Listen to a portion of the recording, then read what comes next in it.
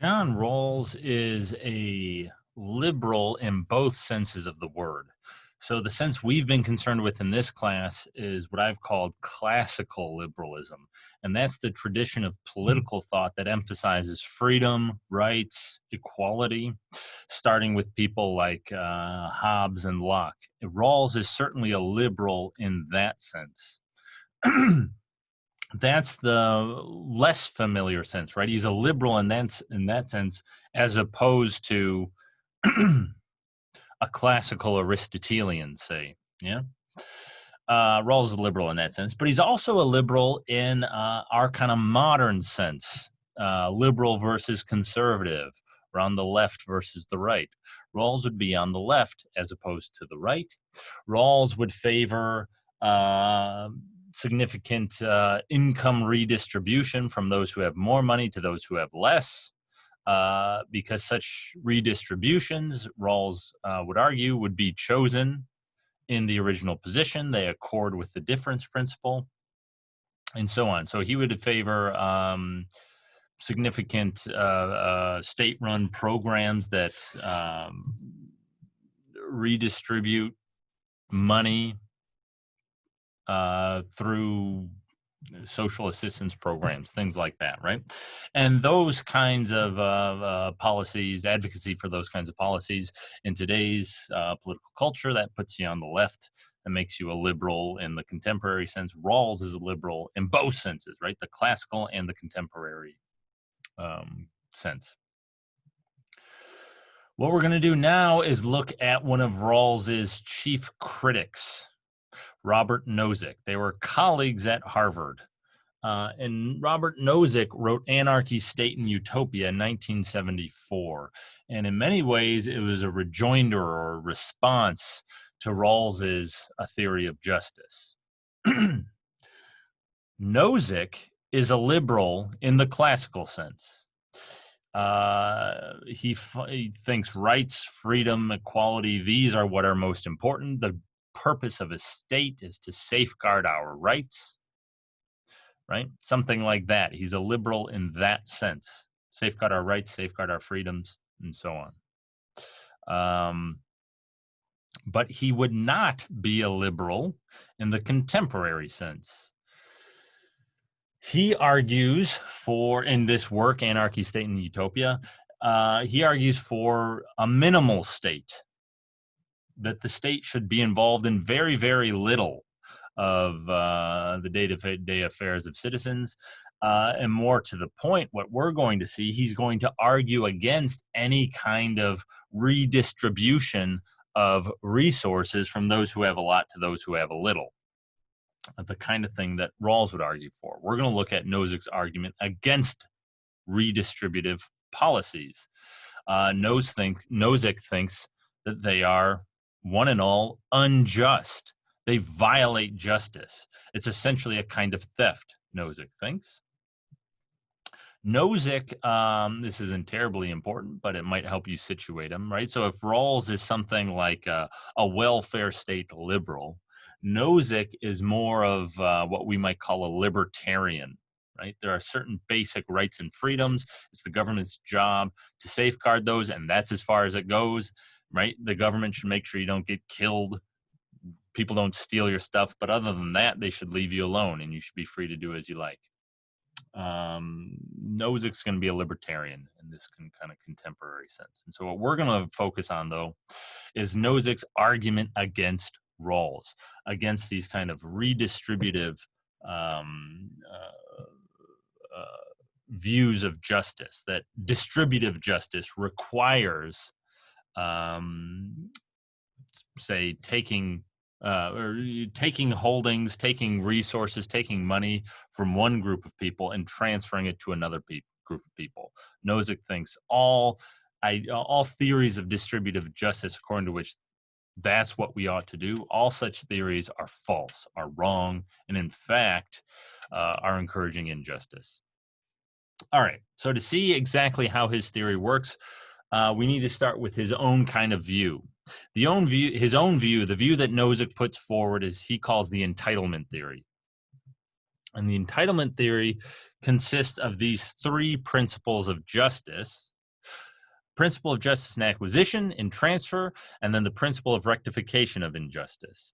And the idea, and to be clear, Nozick never says what these are, and he's actually explicit about saying that he's not going to say what they are, because saying what they are is, first, very difficult and controversial, but second, unnecessary for his purposes. Really, all he's trying to do is argue against Rawls or people like Rawls, and to do that, he doesn't need to give a detailed, sophisticated account of what each of these principles of justice are. He thinks it's kind of intuitive and obvious. There are clearly going to be principles of justice like this, and we have an intuitive sense of what they are. That's sufficient for my purposes, Nozick would say, right? So principle of justice and acquisition, that's just something like, look, there's some way to legitimately acquire property in the first place, to legitimately acquire a holding when it wasn't held by anybody previously. There's some way to do that legitimately. There are ways to do that illegitimately. I'm not going to say what exactly the legitimate ways are and the illegitimate ways are, but look, clearly there's some way of doing that. That's the principle of justice and acquisition. If you acquire a holding in accordance with this principle of justice and acquisition, Nozick would say, you are entitled to that holding, right? If you follow it, you're entitled to the holding that you've acquired. To give you a little bit more of an idea of what a principle of a justice and acquisition would look like, Nozick is clear, or he kind of clearly implies, Locke's theory of property is a principle of justice and acquisition, because Locke's theory of property is a theory of how somebody can originally come to legitimately acquire some holding, some bit of property. Now, Nozick, as we saw in the last exam, thinks that Locke's theory doesn't quite work. Nozick's not going to put forward his own principle, but it's something like that, right? That's the idea. And there's also this principle of justice in transfer. That's the second principle. And again, he's not going to give an explicit account of what this is, but the basic idea is, look, there are legitimate ways to transfer property. So if I've legitimately acquired a holding, and so now I am entitled to it, I can transfer that holding to you, and then you're entitled to it. You might buy it from me, or we might exchange it, right? Let's say I'm entitled to the corn that I grew in my backyard. I acquired that in accordance with the principle of justice and acquisition, and you're entitled to the tomatoes that you grew in your backyard. Well, we might swap, right? I might give you my corn, you might give me your tomatoes. I've now acquired those tomatoes in accordance with the principle of justice and transfer, and so I'm now entitled to the tomatoes because I've acquired it in accordance with this principle of justice. Right? And he's not going to say what exactly the principle is, but we have an intuitive sense of how it works. So I acquire tomatoes by giving you the corn, and we both agree to it. We're both now entitled to the holdings that we have. I'm entitled to tomatoes, you're entitled to corn. If, by contrast, I just go take your tomatoes without your approval, without your consenting to it, well, I've clearly violated the principle of justice and transfer. And we know that even if we haven't given an explicit formulation of what the principle of justice and transfer is. Right? Again, pretty commonsensical. And Nozick says all we would really need for talking about entitlements to holdings and just distributions and so on, and justice more generally in holdings, all we would really need are those first two principles if no one ever violated them. But people violate them, right? And so we need a third principle, a principle of rectification of injustice. And again, Nozick's not going to spell out what exactly it is. He thinks it's very difficult to spell out what exactly this is. But the idea is, if I stole some of your property, I'm not entitled to that holding. In some sense, you are. And maybe you're entitled to more than just the property. Maybe you're entitled to the property, but then like the interest that that property could have earned or something like that. You're entitled to more than just the property that I stole. Something like that. And so let's say you take me to the courts or whatever, and so I have to give your property back, and then they extract a bit more from me as a kind of fine or a payment for the interest of what you could have earned with that property had I not had it. You would have acquired your property back and then a little bit in addition, that interest in addition, in accordance with the principle of rectification of injustice, right? You acquired that holding in accordance with that third principle. And so Nozick would say, you're entitled to that holding. You're entitled to that extra money now, right? Nozick's idea is that what the entitlement theory is really getting at, if you've acquired your holdings in accordance with these three principles, you're entitled to your holdings, right? You have a just claim to them. That's the idea, right? You've acquired your possessions in accordance with these principles of justice. You have a just claim to what you hold. If you steal your property, you're not entitled to it. You don't have a just claim to it, right? You don't have a just claim to that holding, even though you possess it in some sense. You're holding it.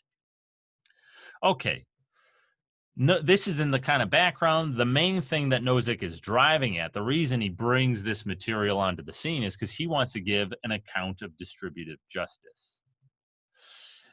And the entitlement theory's account of distributive justice is simply this: a distribution of resources, of holdings, of money, of wealth, of whatever you're looking at. A distribution is just if everyone is entitled to their holdings under that distribution. And that's it. A distribution is just if it came about from following those three principles. And if it came about from violating one of those principles, well, then it's not just. And we would need to use the principle of rectification of injustice. We would need to apply that. And then eventually, if we apply that enough, we'll get again to a just distribution, right? That's Nozick's idea. You might think that sounds kind of, well, yeah, okay, I don't know. What's the big deal about that? That seems about right. What Nozick thinks is that this actually rules out pretty much anything that we would intuitively call distributive justice is going to be seen to violate this principle of distributive justice, is going to be seen to actually be or to require or to encourage injustice. Rawls's principles of distributive justice, the difference principle, for instance, violates this principle of distributive justice, according to Nozick. Now, getting a little bit more specific, Nozick claims that this principle of distributive justice is historical and non-patterned. I bolded those words. What on earth do those words mean? We don't know yet. That's what we're going to look at in the next video.